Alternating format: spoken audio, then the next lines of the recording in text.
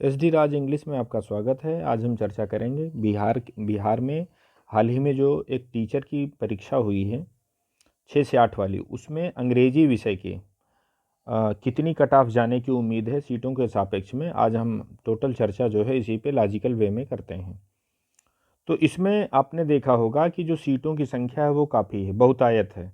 दूसरी चीज़, सबसे बड़ी चीज़ ये है जो क्वेश्चन पूछने का पैटर्न है। क्वेश्चन पूछने का पैटर्न, जैसे आप 5 ऑप्शन इसमें मिल रहे हैं, 5 ऑप्शन में जो मोर देन वन वाला ऑप्शन है, नन ऑफ दीज वाला ऑप्शन है, ये 2 ऑप्शन इजी क्वेश्चनों को भी इन्होंने टेढ़ा बना दिया है। दूसरी चीज़, क्वेश्चन में एक चीज़ आपने देखा होगा, उसमें नॉट लगा है।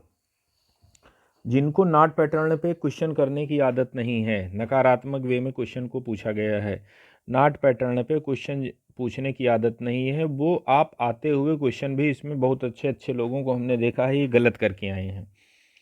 तो इसमें जो चीज़ आपको लगता है कि बड़ी इजी सी है, इसकी मेरिट हाई जा सकती है, आप इसमें देखेंगे कि अप्रत्याशित रूप से इसमें जो है अब मेरिट इनकी काफ़ी जो है कम जाने की उम्मीद है।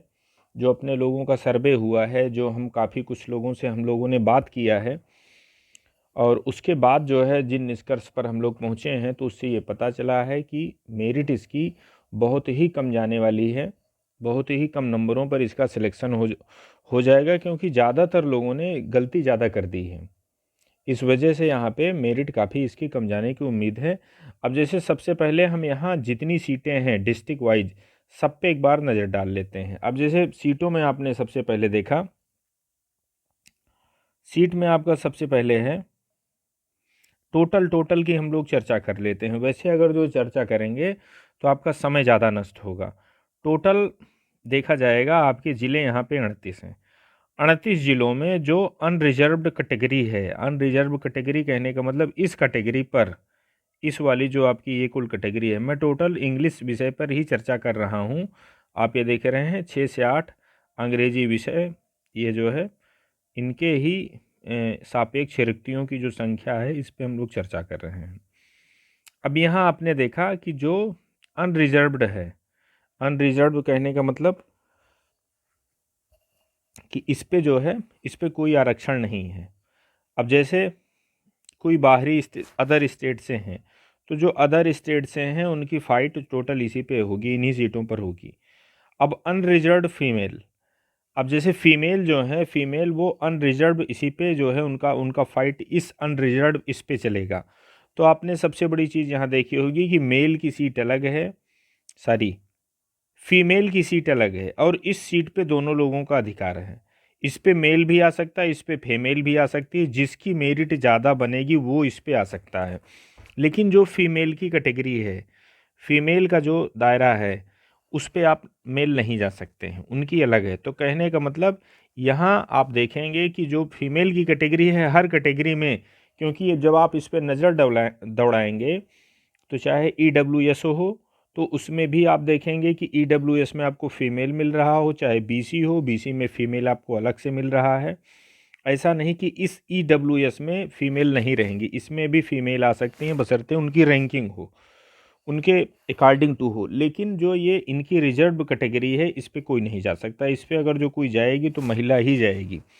तो इस लिहाज से देखा जाए, अगर जो कोई महिला है, तो यहाँ इस भर्ती में उनके लिए बहुत कुछ है। उनके लिए समझिए कि सिलेक्शन उनके लिए काफ़ी आसान होगा। जो आप कठिन तपस्या करके, परिश्रम करके जो परीक्षा देने बिहार गए हैं, आप मेहनत करके जो है हो सकता है काफ़ी प्रॉब्लम आपको वहाँ झेलनी पड़ी हो, वो सब सारी आपकी प्रॉब्लम यहाँ सब दूर हो जाएगी। जिस हिसाब से यहाँ सीटें आपको दिखाई जा रही हैं, बताई जा रही हैं, उसके अकॉर्डिंग टू आपकी मेहनत पूरी सफल हो जाएगी।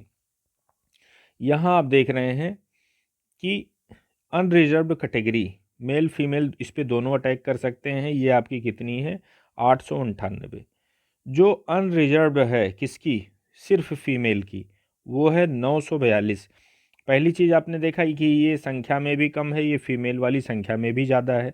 फिर EWS में आप देखिए, EWS में जो जनरल वाली कहने का मतलब सामान्य कैटेगरी है EWS की, इस पे मेल भी आ सकता है, फीमेल भी आ सकती है। वो आप देख रहे हैं 236 है। जो फीमेल की एकदम रिजर्व है, वो टोटल की मैं बात कर रहा हूँ, ये है आपके 219। अब बीसी में भी सेम यही मेल फीमेल वाला सिस्टम लगा है, सॉरी मेल फीमेल नहीं, फीमेल का अलग, और जो ये बीसी जिस पे लिखा है, जिस पे आप नीचे देख रहे हैं यहाँ 268, तो यहाँ आप देखेंगे इस पे दोनों का कहने का मतलब, इस पे मेल भी आ सकता है, इस पे फीमेल भी आ सकता है, इस पे अदर स्टेट वाला भी आ सकता है, इस पे कोई भी आ सकता है। तो यहाँ पे आप जो देख रहे हैं ये, लेकिन ये फीमेल के लिए रिजर्व है, बीसी में ये फीमेल के लिए रिजर्व है। तो यहाँ आपके सीट की संख्या कितनी है? आपने ये देखा कि 268 ये है और ये है 281, मतलब इनसे इनकी संख्या ज़्यादा है। पहली चीज़, इस पर हाइट भी ज़्यादा है, लेकिन इनकी सीटों की संख्या ज़्यादा है। आप समझ रहे हैं? तो इसमें जो भी महिलाएं हैं, महिलाओं के लिए यहाँ काफ़ी कुछ अच्छा होने वाला है। दूसरी चीज़, आप देख रहे हैं EBC, तो इसमें ये 403 है, और इसमें फीमेल वाली कैटेगरी में है 418। SC में आप देख रहे हैं 356 है, और जो SC का फीमेल वाला कैटेगरी है वो है 378। सब में आप देख रहे हैं फीमेल में सीटें यहाँ पर ज़्यादा आपको जो है मिल रही हैं। फिर उसके बाद आपने ST में देखा, आपको ये 17 सीटें मिल रही हैं, और ST की फ़ीमेल में आपको 40 सीटें मिल रही हैं। WBC में आप देख रहे हैं 136 है, और इस हिसाब से देखा जाए तो जो टोटल सीटों की संख्या है, टोटल मतलब सारी कैटेगरी को मिलाकर के सारा सब कुछ टोटल, वो आपका है 4592। ये आपकी टोटल सीट है 6 से 8 वाले पर्टिकुलर इंग्लिश सब्जेक्ट का टोटल आपकी कितनी सीट है? 4592। और इसमें आप सीटों का जो सापेक्ष देख रहे हैं, इसमें महिलाओं के लिए यहाँ पर बहुत कुछ है। यहाँ आप देखेंगे महिला की मेरिट पुरुष की तुलना में काफ़ी लो जाने वाली है, काफ़ी कम नंबर पा करके भी महिलाएं यहाँ पे सिलेक्ट हो सकती हैं। अब यहाँ बात आती है कि मेरिट कितनी जाएगी। अब जैसे मेरिट में सबसे बड़ी चीज़, मैं आपको जो है उसको जो पूरा आपका पेपर है, मैं उसको 3 पोर्शन में बांट रहा हूँ। 3 पोर्शन में बांटने का क्या मतलब है? एक जनरल आपकी इंग्लिश आई थी, उसके बाद आपका जो है जनरल सी हिंदी और सामान्य ज्ञान, उसमें आपका मिक्स आया था। दूसरी चीज़, और फिर उस तीसरा पोर्शन में आपका पूरा प्योर सब्जेक्ट ले रहा हूँ। और प्योर सब्जेक्ट में भी आपका 2 टाइप का था। तो प्योर सब्जेक्ट में एक पैसेज वाला पोर्शन है, दूसरा आपका लिटरेचर वाला पोर्शन है, और तीसरा आपका ग्रामर वाला पोर्शन है। तो जो पैसेज वाला पोर्शन है, पैसेज वाले पोर्शन की संख्या अच्छी खासी है। आप उसमें देखेंगे कि पैसेज में काफ़ी आपके जो है क्वेश्चन पैसेज से ही आए हैं। तो और पैसेज टोटल कंप्रीहेंशन का विषय है। कंप्रीहेंशन का विषय पैसेज जब संख्या इसकी बढ़ती है, तो क्योंकि ये टाइम ज़्यादा आपका जो है लेता है, तो इसमें जो है ये बढ़ने के कारण ये डिफ़िकल्टी लेवल पेपर का बढ़ाता है। पेपर में यहाँ पे जो है ये कठिनता का स्तर ये जो है और इसका बढ़ा देता है। दूसरी चीज़, ये पेपर को कन्फ्यूजिंग बनाया गया है। अगर जो आपको यहाँ पे बहुत शार्प जानकारी नहीं है, बहुत क्लियर जानकारी बिंदुओं की नहीं है, तथ्यों की नहीं है, तो आप यहाँ पे परेशान हो सकते हैं। अब जैसे मोर देन एबव जो ये ऑप्शन आपका दिया गया है, और देखेंगे नॉर्मल एग्ज़ाम में आपके 4 ऑप्शन दिए जाते हैं, यहाँ पे आपको 5 ऑप्शन दिया गया है। एक नन ऑफ दीज वाला है सब में, दूसरा आपने देखा है मोर देन वन वाला। तो मोर देन वन वाला जो आपका ये ऑप्शन है, मोर देन वन वाला ऑप्शन, ये आपको बहुत ही परेशान करने वाला है। ये इसमें काफ़ी क्वेश्चन जो है इसमें लोगों के सही होते हुए उनके गलत हो गए। हमारे जो काफ़ी जान पहचान के लोग थे, जिनसे हमने बातचीत की, काफ़ी लोगों से संपर्क किया गया, तो उनसे ये सब साफ ये ऐसा नहीं कि जो है पर्टिकुलर एक व्यक्ति के साथ हुआ, ये जो है प्रॉब्लम सामान्य सी है। दूसरी चीज़ क्या है? दूसरी चीज़ ये क्वेश्चन में नाट भी लगा आपको मिल रहा है, मतलब नेगेटिव पैटर्न पे पूछा गया है। कभी कभी नाट पे ध्यान न देने के कारण आपसे गलती हो जा रही है। OMR में फिलिंग करने में कुछ लोगों से गलती हुई है, हालांकि OMR की फिलिंग की गलती वो उतनी नहीं है, वो एक आध लोगों ने किया है, ज़्यादातर लोगों ने ठीक ही किया है।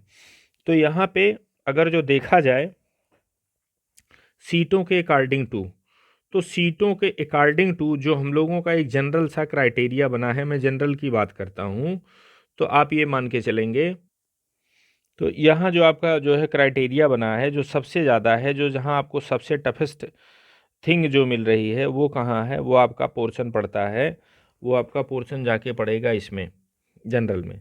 जनरल का जो आपका ये देख रहे हैं, तो यहाँ इनके सीट के सापेक्ष जो है, जो जिस हिसाब से पेपर हुआ है, यहाँ आप मान के चलिएगा कि यहाँ पुरुष वर्ग में अनरिजर्व में ये 70 से आपका जो है मेरिट 70 से 75 जाने की उम्मीद है। इसमें जो है, जो हम लोगों का क्राइटेरिया है, जो हम लोगों का जो है डाटा मिल पाया है, उसके अकॉर्डिंग टू 70 से 75 क्वेश्चन के बीच में कट ऑफ रहने वाली है जनरल की।